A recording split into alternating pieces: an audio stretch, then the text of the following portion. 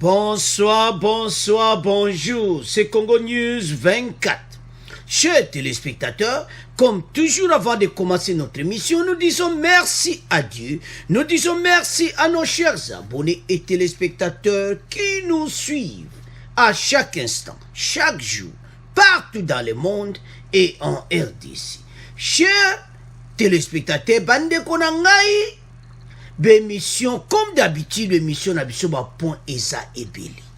Lelo, tout ça n'a pas point. Oyo, soki boyo ki bolo ba mais. À la une, chers téléspectateurs, procès de 100 jours. Libération surprise de deux patrons, DG Sokok, DG OVD. Et bimi loko la trahison au chef de l'État.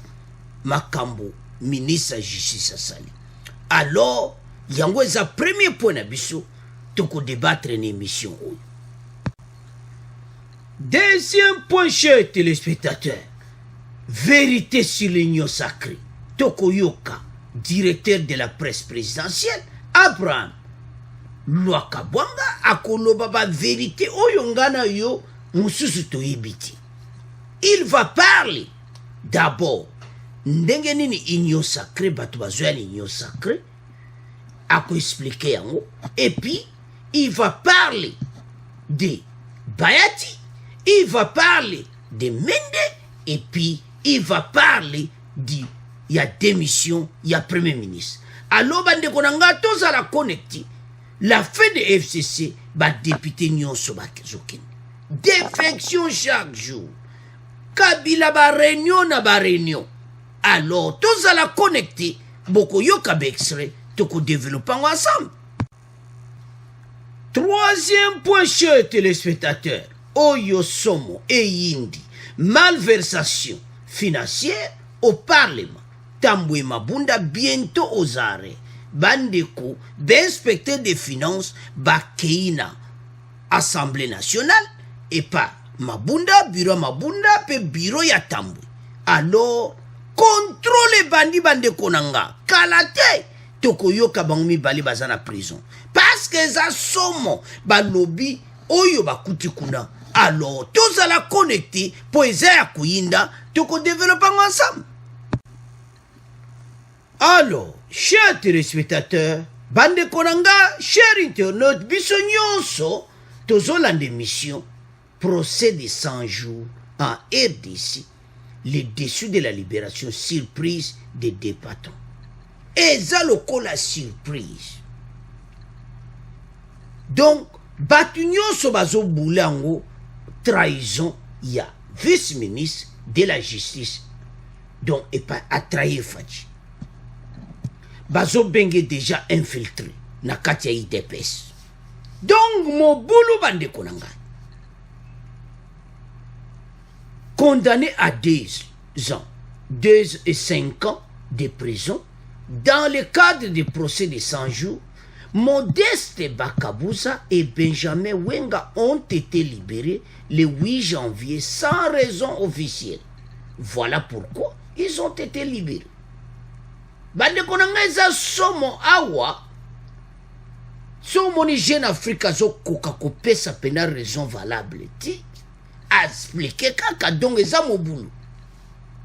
Ce qui n'est pas clair, alors makamabeza na kati. Bazo koka ko yemo ko takaisa zo pesa raison nini. Pourquoi inclure bango na grâce présidentielle?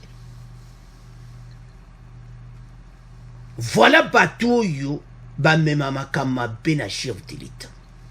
Donc azako agir le kolaza mutu ya FCC. Donc déjà, bazo senga démission na ye. Bandeko, awa eza soni na makambo jeune Afrika lubi. Eza somo. Sans raison valable. Ba condamné Sokok pour 2 ans. Et puis, déjà Sotok pour 2 ans. Et puis Benjamin Wenga pour 5 ans. Batouyo, mbala mo bazo bima. Oh, ba koti na grâce présidentielle. Non! Bozo bebe c'est état de droit. Ah, mutu monta kondima yango. Si comme message nini bazo même pas président de la République. pourquoi baza ko trahir Faci boy Faci azoyoka bino bato boza entourage na ye et puis batie yo place wana donc oyo eza pena trahison bandeko na nga ezosala na pasi na mawa pouvoir basituation ya boye balibere bango mibale pourquoi et puis Jeune Afrique alobi awa alors que baprisonnier mosusu batikali kuna batangi Kamere Jamal bato mosusu et pourquoi bango mibale bazala libéré donc lobi bakoyoka lisusu Kamere boy non il faut batala ministre de justice oyo malamu bandeko na ngana ndenga mabete est-ce que vraiment ministre de justice oyo bakomo benge infiltré a wuti na FCC bayo kote na IDPS parce que so tali eza vision ya IDPS te soko na tali bien batu peuple aza na raison bazo benga ye infiltré parce que na zone di mateke mutu bena IDPS azo mon état de droit eza kokota na mboka bato apesa mamo 5 ans et 2 ans de prison obimisa bato pas même okuta sana kutu inanete na prison oya 2 ans sata inaneti umsodo 5 ans donc basala ta inaneti mais antie bango dans la liste Faci a signé to éviter sauf Faci vraiment tal à mon akiango il a signé la liste wana. Alors, la société civile batelemi, balobi bango mibale fo bazonga prison. Bandeko nanga eza ya koyinda, donc eza somo. Balobi bango ifo bazonga prison. To komi na état de droit, batu batelemeli ba dossier batu oyo bayeba. Et loko nini salami babimisa bango apesa raison la grâce présidentielle koya boite tant bango basali tamboni ba inclure bango na grâce présidentielle Sony la libération le 8 janvier de Modeste Bakabuza et Benjamin Wenga, directeur général de la Société congolaise de construction Sokok et l'Office de voirie de drainage a fait scandale à Kinshasa. Aucune raison officielle n'a été avancée alors que les 2 hommes ont été condamnés en juin 2020 pour détournement de deniers publics, concussion et corruption dans le cadre du procès de 100 jours. Lors que Vital Kamerhe a écopé de 20 ans de prison, l'ancien directeur du cabinet n'a pas lui recouvré sa liberté, tout comme ses co-accusés Sami Jamal et Moïse Mandouli. Batouana, bazana prison. Alors, tozo mona kezo kota scandale, il faut topé sa message moko clair, bisonyos. Bango mi bale bazonga, moussoana sala 2 ans na ye pas sala 5 ans na ye, ou bien, makamusu ezawana. Bande konanga soko mo likamba tuazolo ba sans raison officielle, bon comprendre kaka. Jeune Afrique, a cheka zombo amoni pena ke oui makamwa mulile zawa makamwa mulile za nakati comment batu bakangi bango bande konanga je ne comprends rien ministre de justice a sali pena Sony ya IDPS Sony bamusu ba otuna kota kindenge nini na IDPS ba obenge infiltré donc la Kabylie batuna ye ba kota ki kuna kaka po yaya bango tuna tintunda bazala na justice ba bouleverser ba kamunyos tozo cha motema même nangai to komisa ki e to biya ye muta IDPS ozoba décision kitoko mais talana ou cette décision qui toko nanangwa koko appuyer makambo aboyi personne na aidé sa tamutango non inacceptable donc maintenant ba congolais bazo senga démission na ye immédiatement malgré parce que gouvernement sika déjà kozala te bato mosusu barataka bachance ojui chance na yo abwe parce que ndenge idps batelemi sikoyo takaishe na gouvernement union sacré orate poste oyo bakopesa te bazokoma considere yo infiltré takaishe obebisi bato bapesi bango 2 ans 5 ans balamu bazwa grâce présidentielle otie bango na liste tuka oyo bandeko ebele baza koloba donc natali ti na bite nazwa nano yango officiel ava naloba yango makambo ebandikala depuis edika mpe na bimeme asolo deja ebana ekobetama balobi aza na sante na liste ya bato banani donc bato siko fo batala Bernard Takaishe très très bien bazo considérer mena bandeko na nga comme infiltré na kati ya IDPS. Comment osala makambo aboyi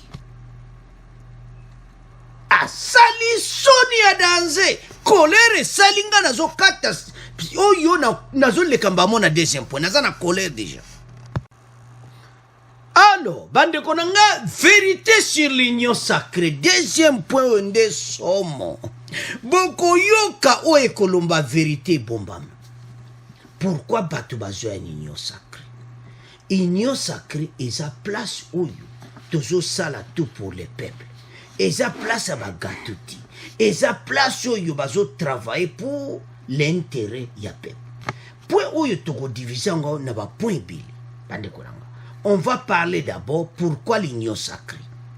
On va parler bokoyoka extrait ya pona bayati bokoyoka pourquoi Mendi akendaki kune pas Fachi et Mende n'union sacrée et puis tokoyoka sur Ilunga Ilunga. Mais on va commencer d'abord avec l'union sacrée. Après tokoyoka extrait, après toleki toyoki extrait. Donc vraiment tous à la connecter. Alors directeur de la presse présidentielle Abraham Lwakabwanga, en tout cas Zalaki clair, a expliqué comment union sacrée que Batunion Sobazoya, donc majorité presque c'est Zoamaki. Union sacrée et sa place yo pona koidi. Un Congolais nyonso aza libre à kosa dire. D'abord on avait commencé avec les députés. Ba député maintenant majorité et Zoami. Et puis Congolais nyonso place aux ana coin RDC. Au rejoindre union sacrée. Ko rejoindre union sacrée le bitika koza la député. A expliqué en gros. Mutu nyonso a ko rejoindre ne union sacrée o apporter oyo pona ko développer mboka. Fatia yene oyo ka plateforme moya ko aider tout le monde. Ba parti politique ba ko s'adhérer na bango. Mais individu pas ko s'adhérer na. Tana yo ki on a bi. Oh, bande ko so ba congolais bokende na union sacrée bokota. Na ba réunion bokozala occasion kokutana chef de l'état au petit message. Et ça la bande quoi diaspora. Tout le monde quitta kende kota na union sacrée. Ba pexi mututi. Pour l'intérêt de la nation. Donc mutu nyonso azana droit ko mona chef de l'état ko pesa message na yo. Donc tu ko comprendre que oui, union sacrée pene yaki pona peuple. Parce que ceux qui pour le peuple, il y a salamate. Alors, ce qu'on moni est salami et monanike batu nyonso baza poser ko yamboka na yi yango yonde ko congolais tango yo ke mission oyo rejoindre union sacrée. Alors, toyoka Abraham premier parti union sacrée bongo to continuer mission na biso. Vous avez remarqué que tous ceux qui ont adhéré ne vous ont jamais montré un document sur lequel ils ont signé pour dire j'adhère. C'est ici d'abord la première étape, c'est une déclaration qui vient à la suite des explications ou à la suite de la compréhension de la volonté politique qui est derrière cette union sacrée. Plusieurs l'ont fait, et je crois que peut-être dans les jours, semaines à venir, il y aura sûrement une charte, un document dans lequel chacun va devoir s'engager connaissant ce à quoi il devrait s'attendre. L'Union sacrée n'est pas de facto une nouvelle structure politique qui permette à ceux qui y viennent espèrent directement à Strapontin comme on a l'habitude de voir cela en RDC. Je crois qu'on peut servir la RDC en n'étant pas ministre, en n'étant pas PDG ou DG. La majorité, par ailleurs, de ceux qui ont adhéré sont aujourd'hui des parlementaires. Tout ce qu'on leur demande, c'est d'être réellement l'expression de ceux qui les ont votés, de faire ce combat-là pour les populations pour lesquelles ils ont été mandatés pendant ces 5 années. Donc jusque-là, l'Union sacrée est ouverte à toute personne de citoyenneté congolaise qui n'a pas d'antécédents juridiques qui pourrait l'empêcher de faire cette politique et qui veut adhérer à faire avancer la RDC. Mais alors, bande konanga to landiwana, chers téléspectateurs, à ce qui est clair, premièrement, document zate Jader Kota. Après, il y aura un document où on va signer comme membre de l'Union sacrée. Et puis, mais batunyonso Congolais, tout Congolais, ezaloza wapi oza okoa s'adhérer na Union sacrée. Parce que batuazo quand c'est vos politiciens. Oh, if no! Union sacrée eza ouvert na mutunyon soto landi directeur de la presse présidentielle Abraham Denga expliqué. Mutunyonso ako s'adhérer na Union sacrée. Donc, mabezati, problème ezati. Alors, document ko salama, mutunyonso akoti. Mais tout s'attendre que boba zoya mbala moko ba poster tout ça non. Et ça pour intérêt à peuple. Bah, le bien ok. La majorité va député parce que wana ezala qui pena priorité bango liboso parce que bango bazo constituer majorité. Maintenant Congolais nyon se place aux ana coin RDC. Union sacrée yango wana. Il faut pas attendre. To eza pona ko servir mboka na biso. Tellement mwana mboka place ozali yaka kota ni Union sacrée. Pesa ba aider na yo mboka masolo ekene. Donc elobite kaka ba politicien. Yango tozomona tout le monde na kwe ya RDC bato ebele basadere na Union sacrée.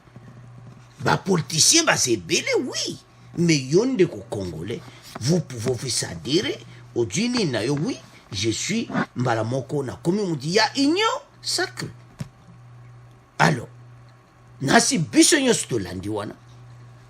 Il a encore parlé de Bayati. Alobi Bayati asa comme un politicien. Ba pesi charge wana. Asa na un mois kusala yango. Question va tenir, informateur, combien donc asa na un mois. Et puis alobi que dans 2 semaines, bokoyo kango, dans 2 semaines, donc 2 à 3 semaines, déjà Bayati passe majorité c'est kokaki. À ko présenter et pas chef de l'État et puis chef de l'État ça a décision à souka. Donc Rola Bayati comme informateur ils a vraiment défini. Alors Tolanda Abraham bongo to continue mission na biso. Une mission qui est confiée à une personnalité. Excusez-moi, ça ne confère pas au professeur Bahati Lukwebo un rôle dans la politique actuelle. Il n'est pas le super premier ministre, ou encore moins non, il est l'informateur qui a une mission et qui reçoit des frais de mission pour ce faire et qui va rendre compte au chef de l'État de la mission qui lui a été confiée. Donc ici, il n'est pas dit que parce qu'il y a un informateur que tout s'arrête. Non, il va aller vérifier. Je crois que ceux qui pouvaient douter devraient plutôt voir ici la finesse ou l'entendement politique du chef de l'État, car avoir reçu 309 députés le week-end dernier, alors que l'informateur n'a pas encore rendu ses conclusions, est déjà un bon signe que la majorité a déjà basculé. Et je crois que dans les 2 ou 3 semaines à venir, parce qu'il lui reste de 2 semaines ou 3 semaines de travail, l'informateur reviendra vers le chef de l'État qui, à partir de ce moment-là, pourra tirer les conclusions nécessaires. Alors, chers téléspectateurs, chers internautes, toi tu déjà de basculer la majorité déjà. Et ça déjà, il est comme tout autre politicien. Bah, PC Charjouan, 2 à 3 semaines, Bayati a comme même et pas chef de l'État pour tirer ma conclusion.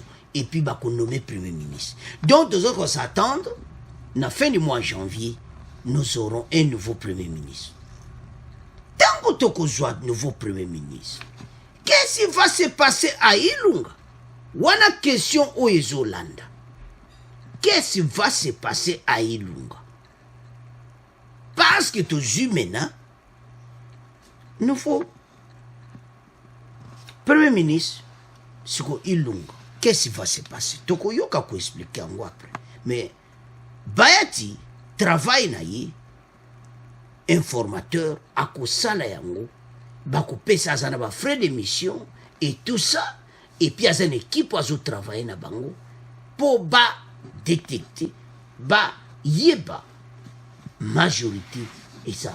Donc ba yebi déjà il a même expliqué que les 309 députés au Bayakina, cité de l'Union africaine, ça montre que la majorité a déjà basculé donc déjà ça en place. Donc Oyo Bayakina so sala déjà ça ka confirmation. Donc ande konanga Union sacrée pene juisika. Mais toujours bêta city. Les infiltrés, mais toujours un point. Alors, monsieur Bayati, Toyoka do temps Kalate. Donc, na fin janvier, Mbala Moko, Premier ministre, Ilunga, Alongwe, Bogoyoka Poinae, et puis, gouvernement Salam. Gouvernement ko Salama, Bato Bayo Salama Kambo eza bien tende Toyoki, ministre de la justice, qui va aussi démissionner, Bato n'a dimité ba okota na gouvernement, il y a. J'espère que déjà, ko bimisa Bato à la prison, et ça m'a trop. Mais, gouvernement sika ben filtre ba kotati. Donc Bayati tabo sala rapport na bino bo pesi majorité. Alors bateau tout baza tout autour à Fachi bo et des peuples congolais que gouvernement wana o ba ko présenter premier ministre ba paya wana oyo ba bebisi mboka na biso bazalati na ndinga mabete. Parce que la majorité a bateau tout ba bébé simbo keza bango les infiltrés na katia RDC. Alors bazala tena gouvernement et union sacrée. Batia bango liban donc au yeno union sacrée ozano muta union sacrée mais ko zo poste moko clé il faut ba luka ba vérifier yango bien parce que vous allez bien ti. Chaque fois tout le monde de figure bateau yo do mawatu. Alors wana ezalaki informateur. Sikoyo toujours les cas na Premier ministre. Qu'est-ce qui va se passer pour na batuni question? Qu'est-ce qui va se passer pour na Ilunga? Abraham a dit ceci. Parce que professeur Mbata, as un juriste, a fait ça qui conseille déjà na Ilunga. Qu'il est temps à démissionner. Parce que cause la malheur pour naïe, motion contre yé et cause la parce que pour le moment, Assemblée nationale ba lobi que nan pétition et ba pétition officielle mati. Mais neto lo ba pétition zo sala en coulisses. Pour la motion contre Ilunga, procédure wana nyonso. Bazo pesa Ilunga temps abima avec honneur. Ou bien peut-être y a moi gelé que ce qu'a Bayati a celle-ci mission na ye. Alors peut-être à démissionner na tawana. Ndenga na zomona parce que sono tala papa oyo tangwa yaki ozomona un papa là, logique. Mais bon comprendre que na kata FCC so continuer na logique on a ko bunga na minute ba jong ba balançant ba balançant gauche droite ba bambia na c'est logique nyonso ya Ilunga et que et comme na mai. Parce que boko yoka Abraham makambo wako loba pone Ilunga. Alors tolanda yi bon après tout développer mission na biso. Le professeur Mbata, qui est un grand constitutionnaliste, a expliqué aux Congolais d'une manière claire ce qui peut arriver. Aujourd'hui, la constitution congolaise est assez claire. Tout se passe au niveau du Parlement.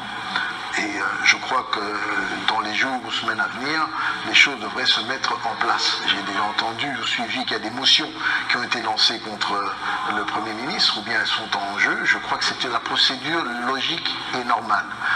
Comme je dis encore, usons de sagesse, soyons patriotes, aimons la RDC. À un certain moment, il faut se rendre compte que lorsque ça ne va plus, ça ne sert à rien de continuer à s'agripper, il faut lâcher. Voilà. Bande konanga tolandi biso nyonso dossier Ilunga tolandi wana que constitution bazolanda onke motion contre ye comme ça bima na mbata pesa ki conseil je crois bien yokaki alors azo gelé tempé zoleka mais il peut-être ndé na ya yebi kinan mikoleza parce que bayati na bimisi majorité te. Peut-être qu'il y a aussi la majorité, wande wana ya posé démission. Parce que dans les zones, il y a des bandeli. Et tu as une logique, comme na FCC, logique wane bungi. Parce que batouana va vivre dans la logique wanati. Yango bazo perdre des membres au jour le jour. Et ça m'a trop. Alors, Ilunga, ma solo na inde tolandi wana toyoki. Donc, constitution, bakolanda procédure wana. D'abord, ba pétition, ba récolter motion contre Ilunga. Donc, il y a des procédures. Mais biloko nyonso, akoko éviter yango. Ce qui a sali, oyo questeur adjoint de l'Assemblée nationale a démissionné lelo. Lelo, après cette démission à partir à Kenya pour bango tu basi babima ki bo comprendre ka il est pas en Kenya zozo bason alors questeur adjoint et Assemblée nationale il est pas démissionné déjà donc zomona donc à mon keza ko yinda mais tu na point na questeur alors Ilunga et comme temps après sa démission là tala questeur à partir à Kenya après si alors, dès que Abraham était sa procédure, il faut balanda yango, mais bientôt, Tokoyoka Ilunga a démissionné. Alors, quatrième point, aux questions batunaki, directeur de la presse présidentielle, Esaïa Lambert Mendy. Lambert Mendy est venu voir le chef de l'État, a expliqué tout à une question, Ayeba, Union sacrée, Zandendo, Ayeba, mouvement, et puis à tiki cahier de charges, donc, et toujours s'attendre qu'il n'y ait pas continué à l'union sacrée. Alors, question à Lambert même, alors, Abraham a répondu à beaucoup de la bino, que Lambert Mende est venu, à Koutana chef de l'État, yemo kwa sala qui demande, était audience wana, yemo a senga kia mona fachi. Aya moni fachi, ba solo li. Alors, na femme solo, en tout cas, moni ki oui, makamo ki tokweza. Alors, atika ki cahier de charge, ndenge na émission ou il kaki. Mais awa, Abraham a le makamo cahier de charge te, a le kaki a soli na chef de l'État. Bientôt, toko monaki Lambert Mendy dans l'union sacrée. Donc déjà, et ça n'a pas de clair, et ça n'a pas de makamo à gauche-droite. Alors, chers téléspectateurs, Toyoka, dossier sur Lambert Mendy, bon, on continue l'émission. Je peux vous confirmer, c'est que M. Lambert Mendy a été reçu à sa demande par le chef de l'État. Au cours de cet entretien, il a eu, je crois, suffisamment le temps de poser toutes les questions qui pouvaient lui permettre, dans les jours ou semaines à venir, à déclarer sa participation ou non à cette union sacrée. Mais Lambert Mendy, ancien de l'UDPS, qui connaît aussi la personne de Félix-Antoine Tshisekedi Tshilombo et les principes qui régissent sa gouvernance, je crois que nous allons vers une tendance qui fera qu'il sera membre de cette union sacrée. Alors, bande konanga tolandi wana, Lambert Mendy aza ancien ya UDPS. ancien ya IDPS batikaki IDPS bake wapi na PPRD. Sikoyo PPRD koti mobulu Lambert Mende abendani lisusu Union Sacrée. Donc batoka yango bazolo bake, il a eu le temps de tout lundi Abraham, il a eu le temps de poser toutes les questions au chef de l'État concernant l'Union Sacrée pour Alinga rejoindre. Et puis, donc, il demande à Yemo Sengaki. Mais, et le comment c'est important, on est que d'abord, Azalaki na IDPS.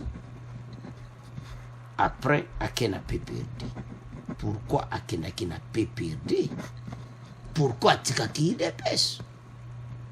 Et ça va question mon na oyeba ke mutu azandenge nini. Parce que yo tiki IDPS. Ok PPRD pourquoi n'est pas Kabila? Les rois nini? Et ça quoi mbisi azola n'est pas maezocho. Donc Lambert Mende monike makamba vrai kuna ba tchepe la poste, il y a ministre de porte-parole au gouvernement, ministre de la communication et tout ça. Adjutana ye kuna na PPRD ba sali ba makam na bango ba nyoko li peuple nyoko ami lelo oja décision otika PPRD oyana Union Sacrée. Ah oza pena bato batiaka point d'interrogation na ndenga mabete fachinda ti musapine wana pa bato wana mibali. Donc eza pena osakana ti.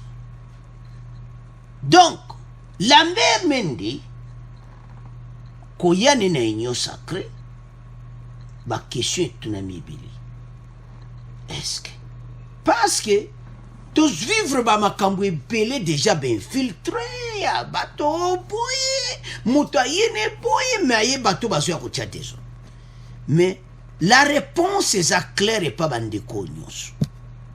Kaka Lambert Mende dit. Bon, le lundi, on a la fin de FCC, les députés vers l'Union Sacrée. Bino nyonso bozo tika Kabila. Bozo ya l'Union Sacrée, boya na motema malamu. Parce que awa, soko zo ya kapoba kabola gâteau ti. Awa ezali d'abord le peuple d'abord. Bande koma makambo eza sérieux. O balobaka très très sérieux. Donc bango nde bazo yawa bayebake bazo ya pour l'intérêt du peuple. Son intérêt du peuple était l'erango. Et ça somo bande konangai. Parce que batu oyo ne Lambert Mende déjà ayoki atuni ba question sili sikoyo akoti na Union Sacrée. Donc bazo mona bate bele bazo boule a batu yo bazo ya kosala nini awa batu to moni ba message na minyo so pesa ki a Lambert Mende yo ko bazo ya kotiaka mobulu na Union Sacrée e ko ba kosala lokoti ba ko kokate ba musu ba ko kima e bele ba okeki ba kanga bango parce ba dossier ze bele bande konanga eza somo alo ba yebi déjà o ekoya Lambert Mende ye monde aza na conclusion que ah ouais, il faut faire attention. Alors, tout ce qui premier point na interview, tout ce qui bisognos, tout comme le cas qu'on a FCC. Alors, chers téléspectateurs, la fin de FCC, les députés vers l'Union Sacrée. Bande konangai, il y a une histoire où les Congolais n'y sont yebi pendant les 18 ans.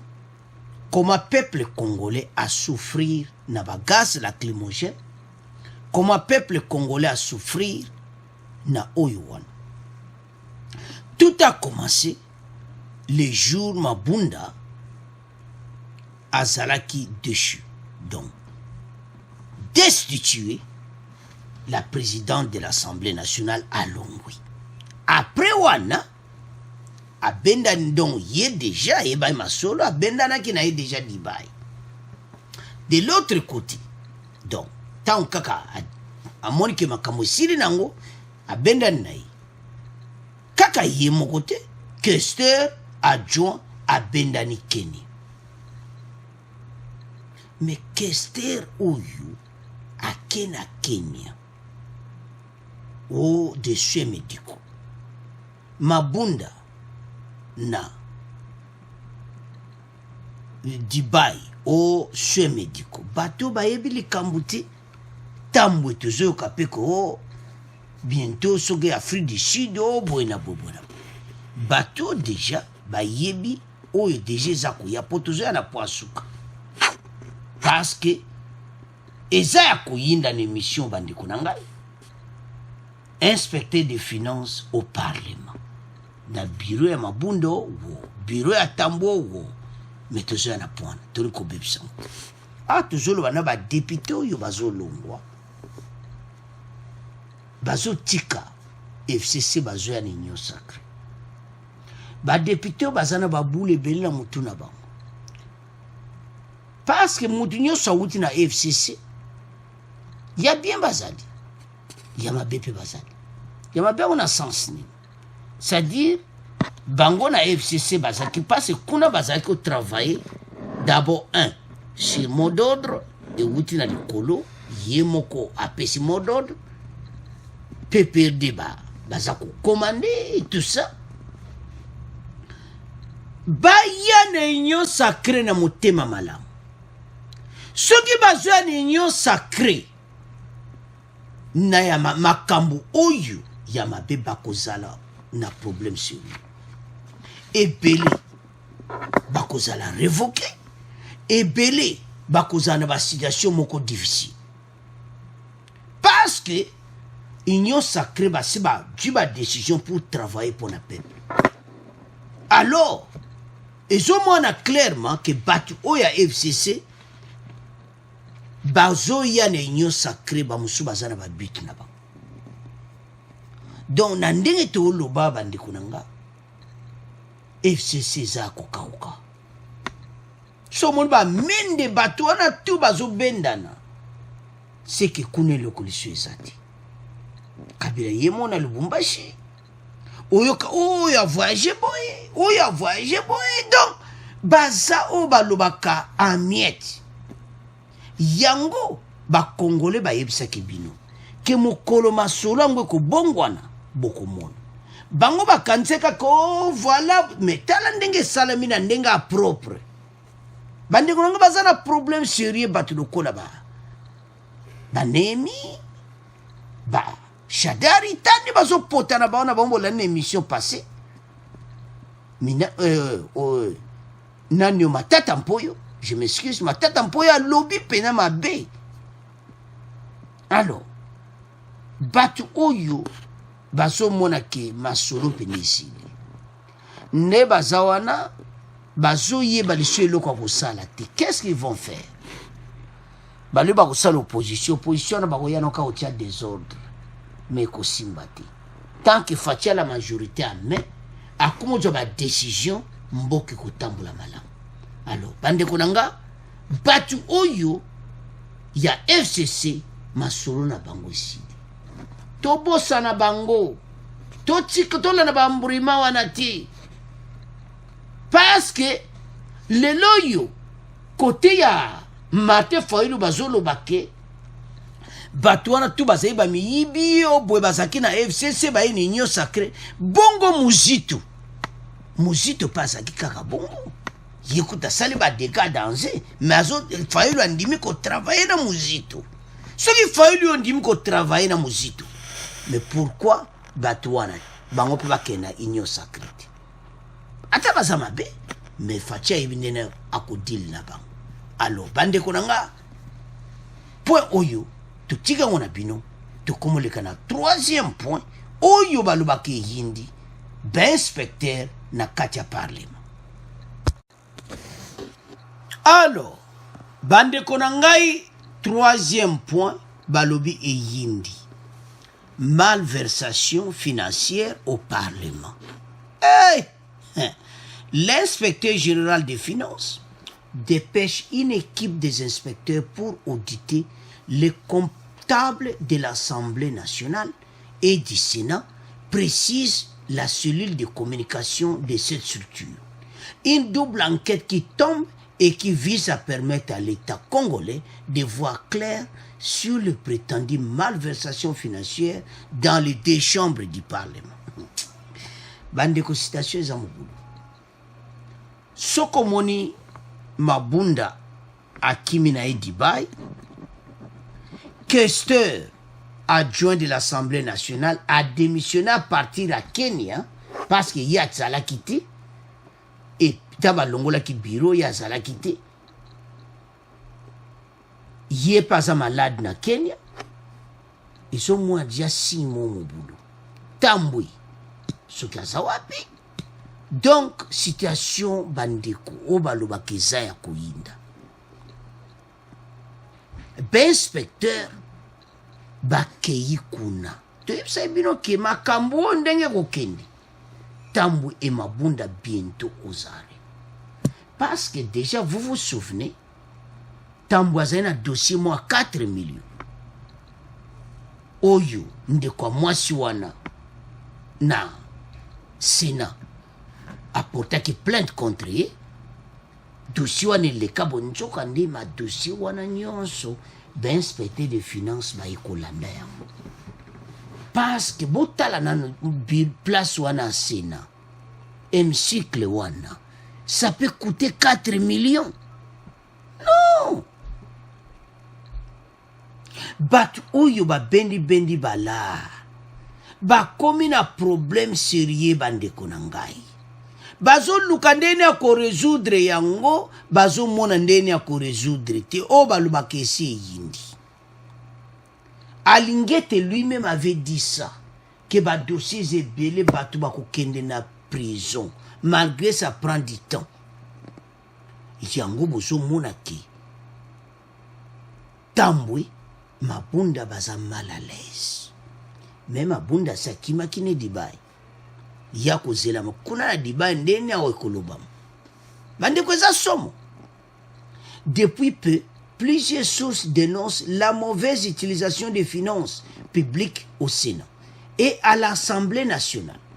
Il n'est point un secret pour personne que l'ancienne speakerine de la Chambre basse avait à son temps écrit aux services compétents pour en savoir un peu plus sur la prétendue corruption à laquelle se livraient ses collègues députés nationaux. Balobi corruption à l'Assemblée nationale et à qui somme. Alors, Bambongo, au balobaka malversation financière, na Mabunda, na Tambouy. Donc, eza dossier moko munene bandeko na ngai. Yango balobaka, oyo bozo sala mabe ekozongela bino. Tala sikoyo, oyo eyeli bango na miso. Bazo luka ndeni akosala, bazo tala babito kosala ndeni nawa. Me boko sala nini. Tant que ba problème oyo ya bambongo bo justifie yango bien te boza na problème. Donc bango bi balé mais te bezo beta tout ben inspecteur bazoya. Ah. Bandeko batu yo a FCC na zo batena makamba mbongo. Ah. Na ba président ya parlement, président Sénat boza na kati ya mayuya. Enfin, la démarche de Janine Mabunda a été considérée comme une fuite en avant par certains élus du peuple. Ces derniers ont toujours accusé la présidente du bureau de détournement, notamment les fonds destinés aux sessions extraordinaires. Boyoki session ngoyo mboso aki osenga mbongo. Mabunda sala ka ba détournement ba mbongo wana. Mais ba publier raté. Donc bambongo ba session yango zomona le bayoka 12 millions. Donc c'est-à-dire Mabunda benda kane ba 12 millions, pas 11 millions, ba 10 millions. Donc benda kane ba grave monter ba plus de 12 millions, ba 15 millions pour bango na FCC. Yibanga na yiba yoto yiba na biso nyos donc de bazawa na. Mais le premier ministre, je me demande, Ilunga logique na yi ekei wapi. Donc so continue na FCC logique na ba django ba bambi yango na se panzani. Et ce sala mawa. Alors, chers téléspectateurs, dossier à Mabunda, déjà, bazako soupçonné Ndebozo Tangawana, du bureau de détournement, notamment les fonds destinés aux sessions extraordinaires, mais également les émoluments des assistants parlementaires qui demeurent impayés pendant plusieurs mois. Donc, là, on a des émoluments. Il y a des employés, bateau bazo sala na parlement. Mais quel pays bateau ba comme ça qui parlement, le kola ba affaire na bango. Na be émoluments ya bateau ba sala kakuna, ba mbongo zo kota mobulu. Yango boyoki que malversation financière au Parlement alingeti bangontu na biru kuna wo alingeti là ko joba décision bateau yosula bakukena devant bakile ko samba bande ko prison ko tonda na batu état de droit à la marge yango mutu nyonso ko buka état de droit congolais à la contre yomoni biso nyonso contre Takaishi po abebisi état de tout. Alors bande ko na ngai dossier oyo bango mibale bakozala bientôt ozare parce que nazomona te nini bakobika parce que Sénat kuna 4 millions pona kobongisa kaka hémicycle wana Mabunda koto balobi des millions adjoaka na session extraordinaire justification nango siko appelle sa justification yango inspecteur des finances baza déjà kuna na bato bazaki impayé on ne leur payait pas. Au fait, la démarche de Janine Mabunda a été considérée comme une fuite donc akimakinae. Alors na conclusion na sewa na bandeko nanga eza somo. De l'avis des observateurs, la réaction du comité Alingeti, bien que tardive, est une occasion pour les inspecteurs des finances d'ouvrir la boîte à Pandore et Zayako Inda et Sieyindi et éclairer l'opinion publique sur des affaires qui ont éclaboussé le Parlement. Parlement et Komiboui. Alingeti na batune kunao, wow, ba ouvrir boy la boîte à Pandore. Bateau yo. Ya bata FCC basala binoboni. Alors bande konangai, ben inspecteur des finances, baza pour le moment na katia Parlement. Donc bazo checker tous les dossiers. Alors toujours monaki. En tout cas tambwe mwamba na Mabunda bakoleka la barbe keko samba pour la malversation financière au Parlement. Alors bande konanga eza mawa. Alors na point de to comment conclure émission na biso bo abonner massivement bo continuer ko aider biso pour to mema bino ben fois kitoko pour esala bien na biso nyonso. Merci na ba commentaire na bino, merci boyem se bande ko nyonso ba s'abonner. Au revoir, à la prochaine.